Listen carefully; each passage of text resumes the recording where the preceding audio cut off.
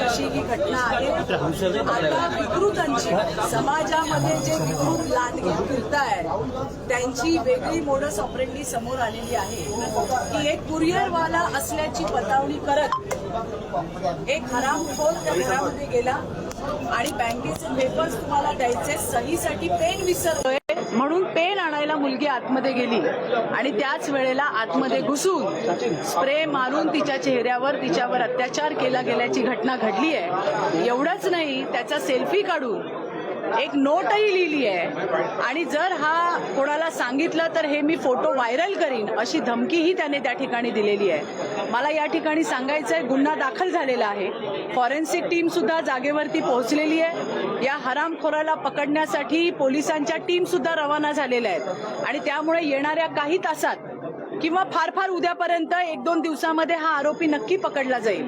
पण मला आठवण आली की याच्या आधी सुद्धा जे आपल्या दरवाजावरती कुरिअर असेल किंवा ऑनलाईन तुम्ही ज्या काही वस्तू मागवतात ते द्यायला येणारे डिलिव्हरी बॉयज असतील, पाणी द्या म्हणून सांगितलं जातं आणि जेव्हा महिला पाणी द्यायला जाते त्यावेळेला तिच्यावरती अत्याचार झाल्याच्या घटना सुद्धा घडलेल्या आहेत। या घटनामध्ये कदाचित रेकी सुद्धा त्या मुलीची केली गेली असावी की मुलगी एकटी राहते, तिचा भाऊ जो आहे तो कुठे गावी गेलेला आहे, त्यातूनही हा प्रकार झाल्याची शक्यता नाकारता येत नाही। अर्थात पोलीस इन्व्हेस्टिगेशन चालू आहे, परंतु मला तुमच्या सगळ्यांच्या माध्यमातून राज्यातल्या माझ्या सगळ्या माता भगिनींना सांगायचंय की आपल्याला सतर्क राहण्याची गरज आहे।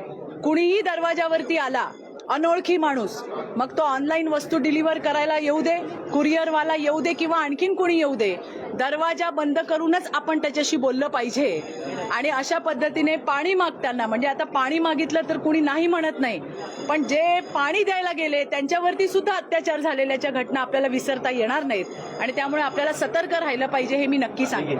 ताई, रेशा सालियन प्रकरणामध्ये एसआयटी स्थापित बघा, माझ्या माहितीप्रमाणे पोलीस तपास अजून संपलेला नाहीये, पोलीस कुठल्या निष्कर्षापर्यंत आलेले नाहीयेत ही माझी माहिती आहे। मला आणखीन एक असं मनामध्ये आलं की समजा कोर्टाने या संदर्भामध्ये एखादा निर्णय दिला तर तो विरोधी पक्षाला मान्य असणार आहे का? कारण निवडणुकीच्या वेळेला मतदान वाढलं म्हणून खोटी याचिका केली, कोर्टाने ती नाकारली आणि त्याचा विरोधकांनी सांगितलं आम्हाला कोर्टावर विश्वास नाही। त्यामुळे याच्यामध्ये जर समजा एखादा निर्णय आला तर तो त्यांना मान्य असणार आहे का याची स्पष्टता सुद्धा त्यांनी द्यायला पाहिजे, कारण एकाच ठिकाणी विश्वास आणि अविश्वास या दोन्ही गोष्टी चालत नाही। थँक्यू।